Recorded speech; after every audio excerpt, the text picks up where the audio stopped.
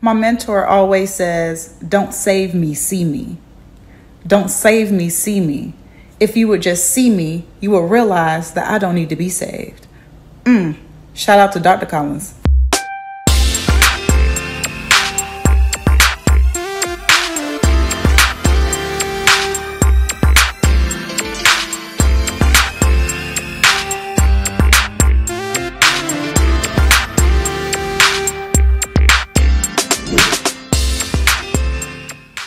It is very rare that I'm nervous to talk about anything, okay, on this show.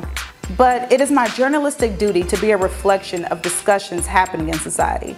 And from what I'm seeing online and in life, there has been this war that is starting to brew between biological, cis-gendered, and trans women. And I hate it because I feel like it deflects away from the power structures that truly work to keep us all down.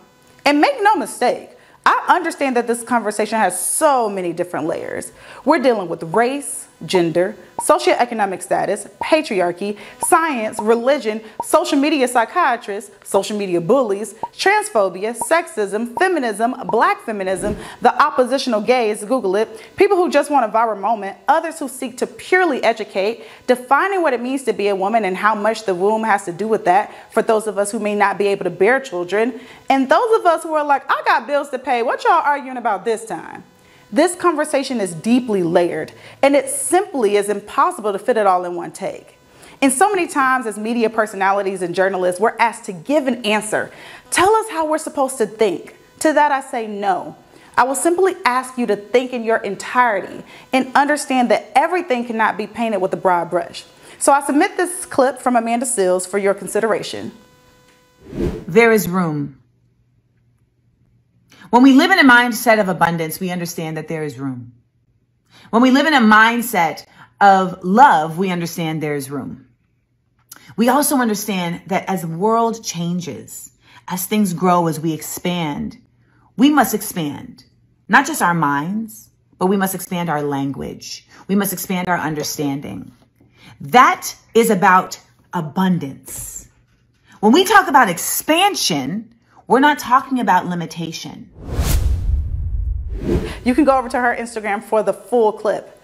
I also implore you to keep in mind that just because we do not understand does not mean it does not exist or did not exist before it was brought to our attention. For example, I don't understand how we managed to send things to space, and yet we are still up there, taking up space, pun intended. At a time when there are those who seek to ban books, bury history, we're making it clear, crystal clear. We can't just choose to learn what we want to know. We have to learn what we should know. We should know about our country. We should know everything, the good, the bad, the truth of who we are as a nation. That's what great nations do. And we are a great nation. That's what they do. For only with truth comes healing, justice, repair, and another step forward toward forming a more perfect union. We can't just choose to learn what we want to know. That's so true, President Biden, on so many different fronts. On Emmett Till's 82nd birthday, President Biden signed an official proclamation to establish the Emmett Till and Mamie Till Mobley National Monument Museum. We all know the story of Emmett Till and the courage his mother had to have an open casket funeral so that this nation had to face its own brutal ways. Well, her courage and his life will now be memorialized via a national monument in Mississippi and Illinois. It'll tell the story of the events surrounding his murder and how it shaped the civil rights movement. Okay, another week, another AI story, right? LOL, artificial intelligence is already having a major impact on the labor force, and there are several indications that show more changes are to come. Let's take a look at which industries have already been disrupted and why women will likely be impacted the most. The Advocate Channel's Cole Higgins takes a closer look to fill us in on what's all going on over there in the AI world. Is artificial intelligence coming for your job? There are growing signs that AI is already disrupting the global workforce, and experts say it's just the beginning. There are people who will learn to use AI and they will take your job because they will become significantly more productive than you will be if you're not able to partner with an AI model. Goldman Sachs economist predicting 300 million full-time jobs could be affected by the latest wave of AI, which has created platforms like ChatGPT. And a new analysis estimates nearly 80% of women could be disproportionately affected by the adoption of AI. That's compared to 58% of working men, according to research from the University of North Carolina. The world has changed. These are new tools. You can't fear them. You just have to learn to use them. All that is already impacting nearly every industry, from art and music, where AI-generated songs are more affordable since there's no producer, composer, or artist to pay. It's taken away opportunity from songwriters, producers, and artists, right? So the people are trying to feed them, their families. The manufacturing sector also seen an impact. And then there's fast food, where AI is ready to take your order. Classic or bacon barbecue mother cruncher. Places like this Checkers restaurant in Iowa are already using AI for their drive-through window. Whatever the guest says, it will react to that. It's crazy. And they'll just start a conversation. For Consumer Watch, I'm Cole Higgins.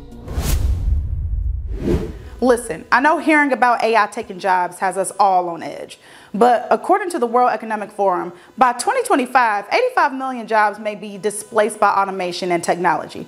However, it can also create 97 million new roles that are more suited for an AI-led industry. This world can be a stressful place, okay? A new study shows that adding certain healthy habits could help you live longer. Let's take a look at some of these. So apparently, the authors in this study looked at military vets between the ages of 40 and 99, what a wide range, and found that doing these specific lifestyle habits could increase your life by 24 years. Very specific. Those healthy habits include exercise, eating a healthy diet, reducing stress, sleeping well, and fostering positive social relationships. That's all pretty reasonable. On the flip side, they said, don't overindulge in bad things, like don't drink too much, don't smoke, and this is an odd one, don't become addicted to opioids. And I say odd as in, it's odd to include such a specific drug on this list. Listen, it's never too late to adopt good habits. The study says if you're already over 50, it goes from 24 years to 21 years if you start them, and at 60, it'll be 18 years to your life.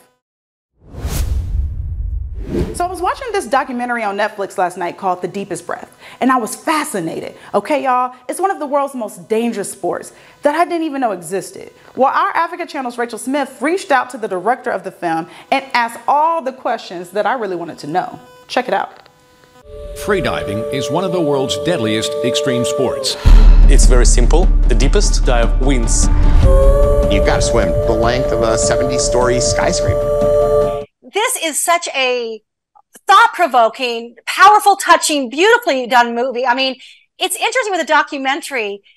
For people in the diving community or people who know the story, they might know, but it's you weaved it kind of like the suspense that you keep. You're in the dive with these divers. And you don't know exactly how things are going to turn out. So congratulations on just a beautifully done movie. Oh, thank you so much. Thank you. That means a lot. I suppose that was one of the things that was initially a draw to me for this project was the fact that we might be able to tell the story in the moment. We might be able to give the audience the opportunity to go on the journey with Stephen and Alessia and experience what they're going through with them without the hindsight of being able to look back at the moment. Yeah, because a lot of people will be watching this not knowing much about the sport or this community. So with every dive, their heart is racing, not knowing what the outcome is going to be. And I'm curious to know what has been the response from the diving community, because I have to imagine they're so grateful and eager for a movie like this to kind of like bring awareness to a sport that there's a lot of misconceptions and confusion. A lot of people just don't get it because we're not extreme athletes. Yeah, sure. I suppose the response from the community has been overwhelmingly positive. The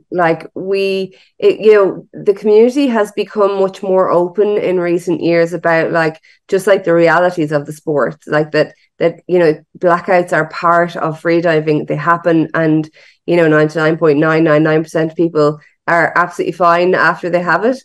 and they come around within a few seconds. And I suppose like the community is eager to kind of come out and be part of culture, and for people to know about the sport and know that they take safety extremely seriously, and that there's a way to do it in a safe way and to enjoy the ocean. Alessia was after the world record, so she was going to push her limits. She wanted to be better than the best freediver ever. How do you think a free dive reflects real life, whether you're a diver, an athlete or not? There is a meditative element to free diving. There's Natalia Molchanova was a famous free diver who held like all the records, and she said like free diving is not just a sport, it's a way to learn about who you are. And that's kind of what deep meditation can do as well. It's like stopping and just being for a moment. We all find calmness or stillness in different ways, whether it's diving or meditating or hiking or whatever it has been. And I just have to say too, like, fabulous job. You've been getting so much praise ever since Sundance, and it's just so well deserved. I think the documentary film world needs to be more explored, because these true stories, like they say, truth is stranger than fiction, and often the most compelling. Much more compelling, yeah.